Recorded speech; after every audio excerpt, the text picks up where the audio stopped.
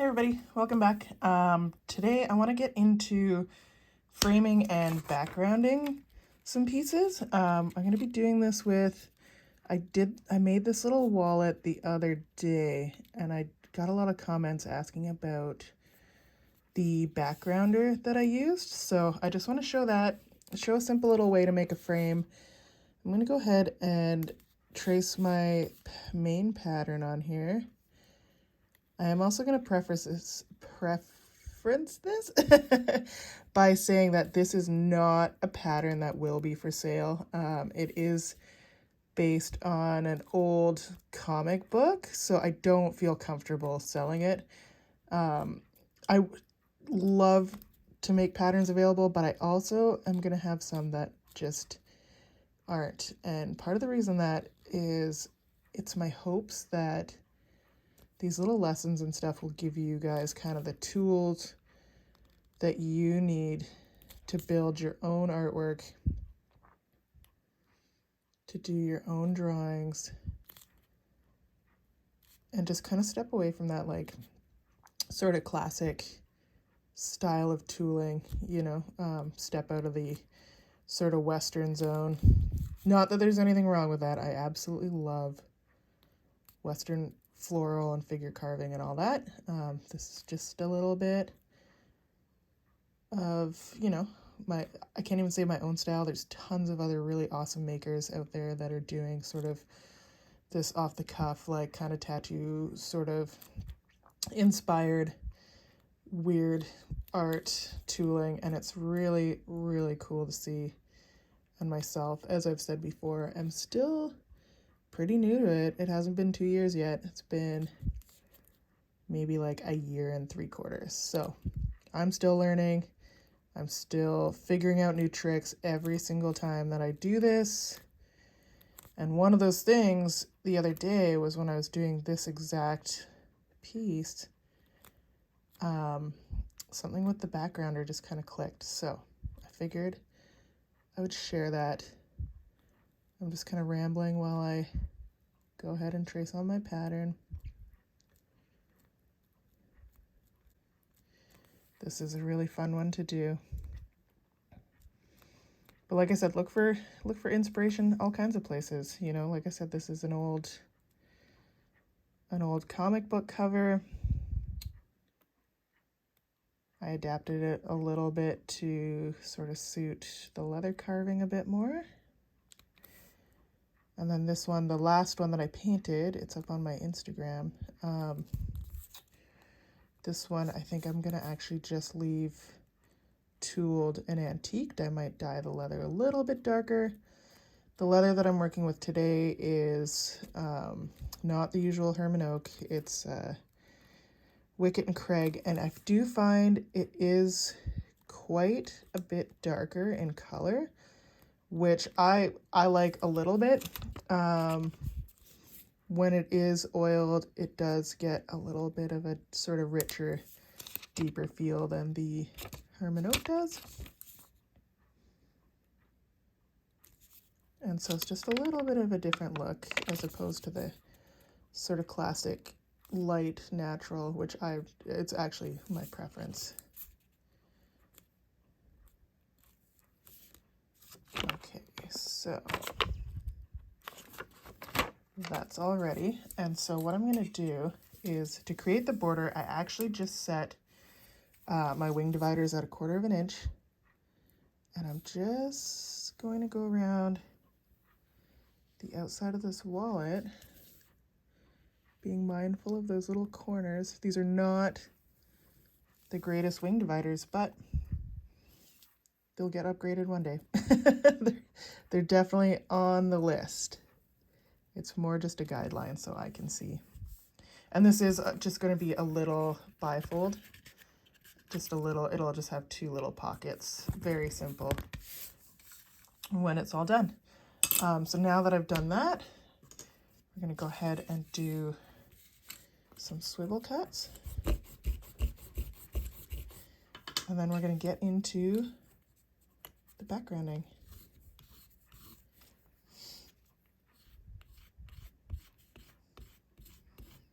So as with anything, Stropping the blade is very important. And I always like to keep that handy just to be safe while I'm working, because there are times when it needs to be done mid-project.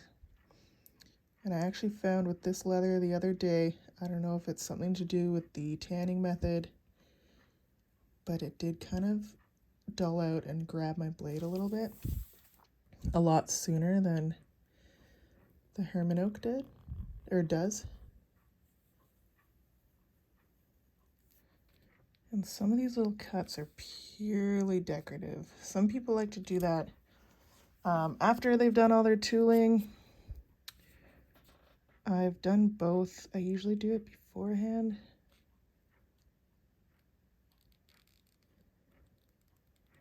There's really no totally correct or incorrect way to do it. As with any art, and I know I say it all the time, it's okay to try different things. It's okay to freehand a finger section when you forget to trace it, as I just did there. It's okay to use a different swivel knife. It's okay to use cheap tools. Just get creative. That's the process, is the best part. You need to be enjoying what you're doing as well too. It's not always about the end result.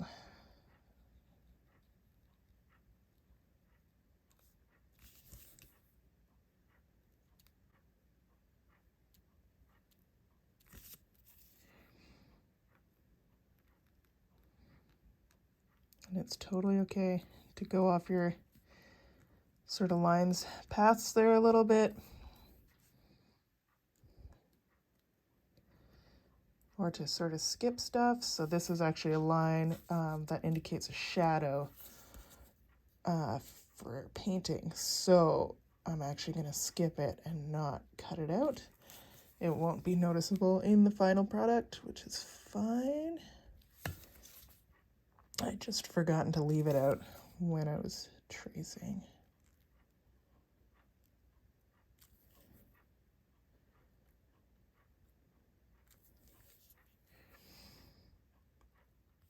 Okay, so I'm just going to line up the backgrounding stamps, and we'll kind of go over that. I'm not going to show how to tool this whole thing. This video doesn't need to be an hour long, but I do really want to show how to add some very cool texture to the background. So there are all kinds of different fun little backgrounders available. These are just a few that I have. There's some kind of, don't ask me for technical descriptions. There's these kind of like little sort of squiggly guys. This one's almost kind of like a little bit of a stone texture. Have a peek around. I found these all online.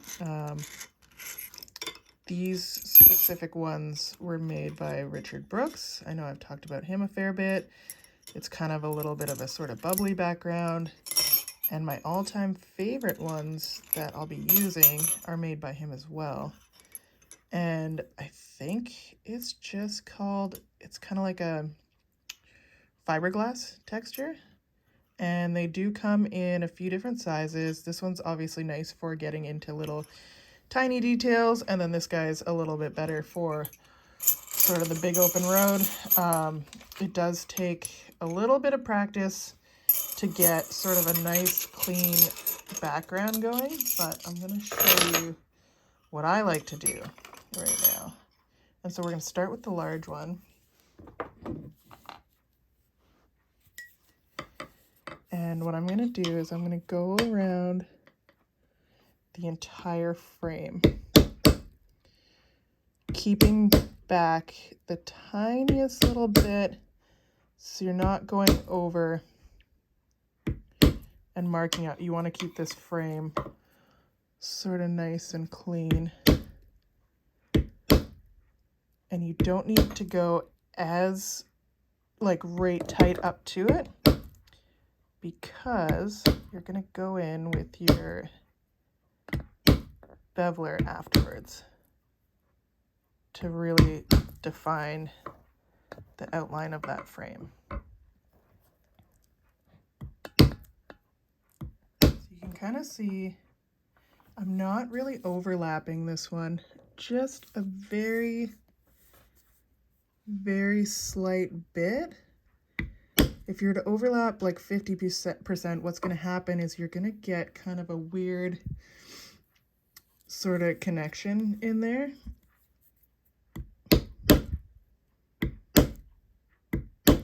And this is all sort of just trial and error. So, I mean, I'm sure you're going to find other ways that work as well, too. And then once the frame is done,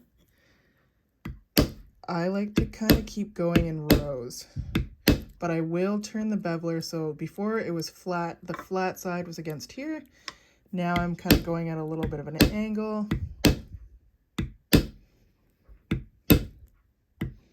And it is a pretty forgiving texture. So if you do find you're getting some sort of weird overlaps, just go back over it again. But as you can see, as you're building up your little rows there,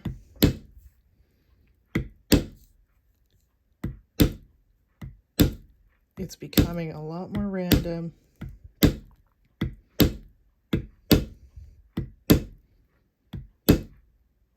And it will sort of hide little mistakes and stuff quite well. So I am going to go ahead and finish this background, and I'll get right back to you when it's time to bevel. Okay, so that's all taken care of. Like I said, I stayed a little bit shy of, I didn't go right up against the figure or the border. So now I'm going to go in with my heavy checkered beveler, and I'm going to go around the outside of the border and the figure in the same way I normally go around figures and whatnot. You guys have seen me do this a lot of times. But what this is going to do, and you'll be able to see when I finish this line, is it's going to make that frame really pronounced, and it's going to kind of cap off our texture.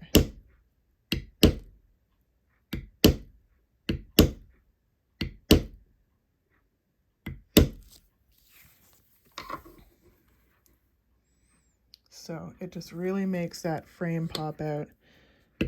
And be sure to go back if you have any kind of wonky lines. Just give it another little sort of smack to get it into place. And all the stitching is going to end up sitting right in the, so that's why I did a 1/4 inch. So all the stitching will end up sitting right in the middle of that frame. So I'm going to go ahead and finish this off.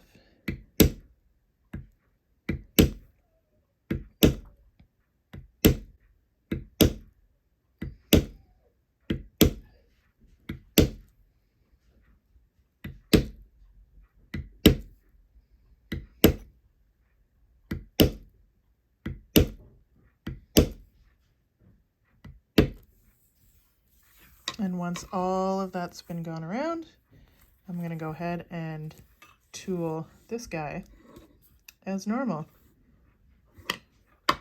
All right, so I've gone ahead and I've tooled most of this piece as normal. I just want to show you a little bit.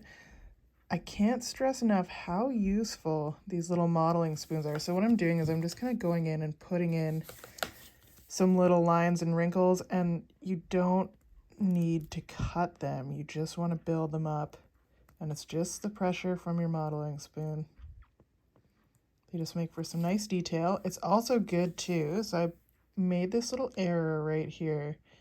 I accidentally hit the border with the heavy checkered beveler, but with a little gentle work, you can actually just get that to disappear. And this is another reason last week I talked about not going full force with the beveler right away. If I'd hit that with like a more powerful blow, that might have been a little bit too deep to cover up. But because it was just like a little tap and a little whoops, it just fades right, just blends right back out of there. If it's being a little bit stubborn, you can also add just a touch of water. If it's kind of drying out a little bit, and I find because it's a little bit wet, you don't want to press too hard or you're going to create a big dip, but I'm just letting the weight of the tool glide over this and blend out that little mistake. And there you go. It's a little bit like an eraser. But as we're kind of rounding the corner here, you can kind of see the big difference that that background makes. It just really makes your piece sort of pop out and become more prominent. So I think that's going to be it for this week. Thank you so much for tuning in. Let me know what you think. Let me know if you want to see some sort of different background stamps, sort of what, you know, your guys' experience with them has been. And happy crafting. Have a great week.